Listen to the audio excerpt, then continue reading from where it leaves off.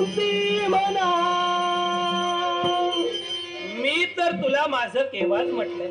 खरंच नको परके बना मला तुमची म्हणा. घरच्या वाणी मला वागवा वागवा वागवा. बर पुढे प्रेम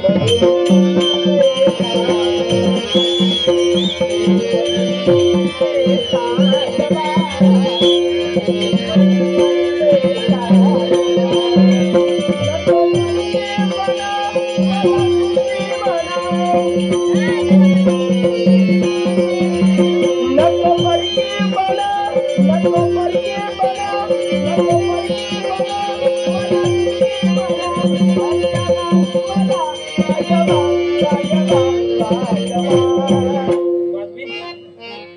प्रेम